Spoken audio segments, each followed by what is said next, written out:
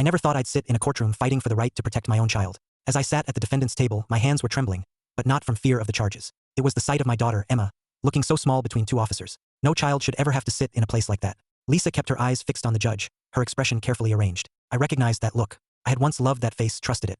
Now all I could see was the distance she had put between herself and the truth. When the judge asked Emma about the scratches on her arm, she hesitated. She looked toward her mother. That tiny moment, that flicker of fear and confusion, told me everything I needed to know long before she gave her answer. It still broke me when she nodded. I never thought I'd sit in a courtroom defending myself against the claim that I had physically harmed my own daughter. The accusation was simple and devastating, that I had grabbed Emma hard enough to leave scratches on her arm. Hearing those words spoken in a courtroom felt unreal, like they belonged to someone else's life. Hearing the judge prepare for sentencing felt like the world tipping sideways. I wasn't worried about myself. I was worried for Emma, for the pressure she must have been under, the weight she didn't deserve. My lawyer stood then, calm but firm. I felt his hand on my shoulder, steadying me, like he already knew everything would shift. He told the judge there was new evidence. Something found that morning. Something from Lisa's own phone. Lisa panicked, really panicked, the moment he said it. The judge ordered the video to be shown. Emma appeared on the screen, sitting on her bed at Lisa's house, wiping tears from her cheeks. She looked so lost. Beside her was a shiny box toy, the kind she dreamed of having. Lisa pushed it closer every few seconds, encouraging her with soft smiles and guiding gestures. Emma shook her head again and again, folding in on herself, wiping her eyes every time she tried to speak.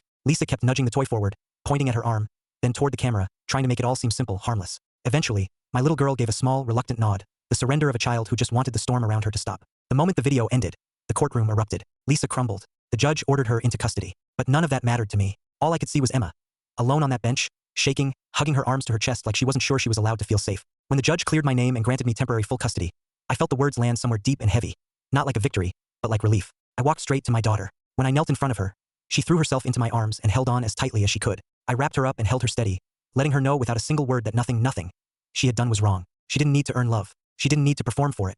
She didn't need to be afraid of losing it. I held her the way a father should, protective, patient, unshaken. For the first time in what felt like forever, she was safe. And for the first time in that courtroom, I felt like her dad again.